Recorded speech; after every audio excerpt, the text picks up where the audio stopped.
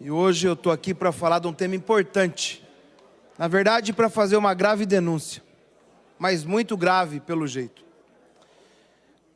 No dia 28 de março agora, foi instalada por essa presidência, eu agradeço ao senhor presidente, a Frente Parlamentar das Estatais e das Empresas Públicas, que tem por objetivo tratar de temas específicos, como privatização e administração direta e indireta dessas empresas estatais. Todos os deputados aqui estão convidados a participar. Vai ser uma frente em defesa da Compagás, da Sanepar, do Ceasa, da Celepar e, em especial, da Copel. E por que falo da Copel? Porque a Copel está no processo de privatização. Hoje também é importante falar da Copel, porque no próximo dia 31 existe a última audiência de conciliação entre o Itaú, Unibanco e a Copel, de um processo denunciado por nós aqui, omisso das contas da Copel. Eu e a deputada federal Gleisi Hoffmann entramos com pedido de amicus curiae ao processo. E o ministro Ricardo Lewandowski recebeu essa petição com memorial, ou seja, vai considerar os elementos para a decisão, tudo que nós levamos de informação que não estava nos autos, sobre a privatização da Copel. Mais grave mesmo é o que chegou para mim essa semana. E claro, de forma prudente, não vou sair julgando e criticando, mas vou levantar aqui algumas coisas. Assim como a dívida do Itaú, a Copel e o seu complice, tudo indica que omitiu mais um caso bilionário no seu balanço. Uma espécie de erro, como foi feito com as lojas americanas, que a gente sabe no que deu.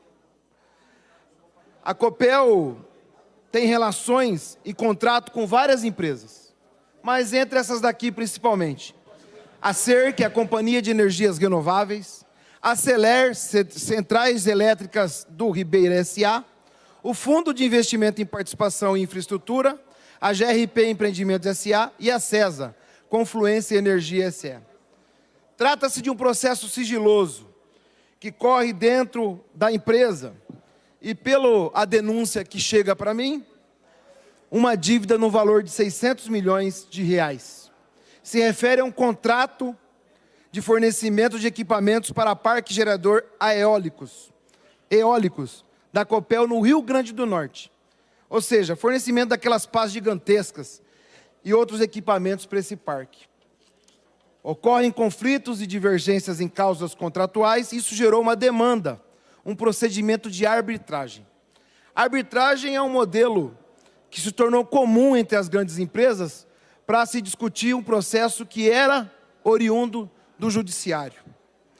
Foi feita uma conciliação, no caso aqui pela Câmara Brasil-Canadá de Arbitragem, e nessa Câmara de Arbitragem a Copel teve decisão contrária e no sistema de arbitragem não cabe recurso. A sentença de arbitragem gerou uma dívida imensa para a Copel. Para vocês terem uma ideia, o valor é de 3,5 bilhões de reais. B de bola.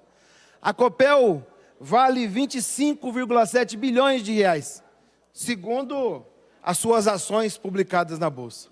3,5 é a ação omitida do balanço da Copel. Estou com o balanço aqui, publicado. Há um valor feito registro para arbitragem para o ano de 2021, que se refere a 670. Mas o valor da dívida é de 3,5 bi. Mais do que 10%, quase 15% do valor da própria empresa. Essa questão não foi contabilizada, porém, a Copel entrou com uma ação anulatória contra essa decisão de arbitragem no Tribunal de Justiça do Paraná, em segundo grau, e já se mostrou que a chance é remotíssima. Esses valores não constam no relatório 20F, que é entregue na Bolsa de Valores de Nova York. E aí vem o meu questionamento. Esses dados foram divulgados ou não, de fato, pela empresa? Por que o processo está em segredo se não há informações de caráter comercial, atuação ou estratégia empresarial? E o princípio de uma empresa pública listada na Bolsa de Valores do Brasil de Nova York, no nível 2, essa suposta ocultação no balanço da empresa, não fere as regras e pode ocasionar um transtorno ou operar no nível 2 da Bolsa de Valores, isso pode ocorrer um problema muito grave. Outra pergunta que eu venho fazendo é qual cláusula contratual foi descumprida pela Copel e de que gerou esse contrato de arbitragem. Então, esse processo de privatização feito às coxas aqui na casa, desconsidera inclusive esse passivo. Aliás, pelo jeito nem o Estado sabe desse passivo.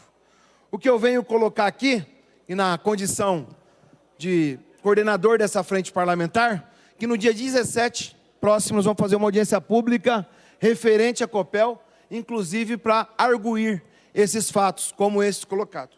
Não quero ser imprudente, mas as denúncias pairam também na forma que está sendo feito desse procedimento. Porque a Copel não poderia ela contratar o serviço de estudo para a sua própria privatização. Parece que é o gado escolhendo qual abatedouro ele vai ser morto. O Estado do Paraná, que é o maior acionista, se é o interessado em fazer a privatização, devia ter sido feito ele os contratos. E pasmem, olha os valores dos contratos. Banco Genial, avaliação das ações em torno de 7 milhões de reais. Ernest Young, coordenar a venda, 6 milhões de reais. Stake Forbes, assessoria jurídica, 5 milhões de reais. Banco BTG, olha o nome do Banco BTG aparecendo pela primeira vez na história da Copel, e em breve nós vamos falar mais do Banco BTG. 10 milhões de reais. Sobre esses contratos, todos feitos esse ano, em fevereiro, a Copel tem o dever de informar a sociedade. Eu apresentei um pedido de expediente que está para ser votado no final da sessão e quero pedir o apoio de vocês, para que a gente aprove isso e a Copel tenha o direito de publicizar isso para essa casa e para a sociedade paranaense. Eu não estou acusando, eu recebi as informações e estou questionando se isso é verdade. Se for 3 bilhões e meio aqui, com 3 bilhões e meio do Itaú, que é aquela ação que está lá para se ceder ações da Copel para o Itaú, nós vamos ter 7 bilhões não demonstrado num balanço de uma empresa que vale 25. Ou seja, nós vamos ter aí quase 30% em dívida omitida. Mas o que eu quero colocar? É uma situação muito séria. Pode ser que não seja a verdade, mas está estranho esse processo, porque a própria Copel está contratando os estudos para ela se vender. É uma coisa absurda, imoral, na verdade. E por que está sendo feito isso? Porque se isso fosse pelo Poder Executivo, teriam licitações e atrasaria muito o processo.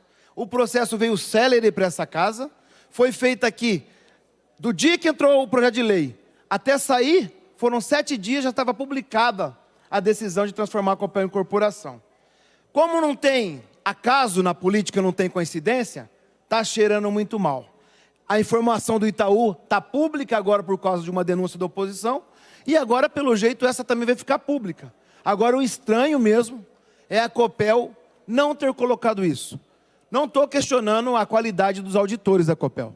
Eu estou questionando aqui a Copel empresa não fazer o seu papel de informar a sociedade paranaense.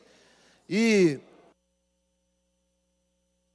deputado Arilson, por favor, para concluir, a Copel deveria tratar isso de forma pública, até porque ela opera na Bolsa de Valores. E quanto à sentença colocada, como não prejudica a estratégia comercial, como não prejudica nada de futuro da empresa, é uma coisa já pacificada, inclusive julgada, está estranho demais isso. E isso pode atrapalhar o processo.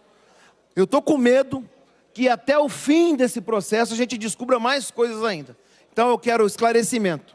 E vou pedir aqui a atenção dos deputados para a gente votar o requerimento para esclarecimento do povo paranaense. Aliás, a Copel é nossa, de todos nós, inclusive e principalmente do povo do Paraná. E a gente está falando de bilhões, bilhões com B de bola.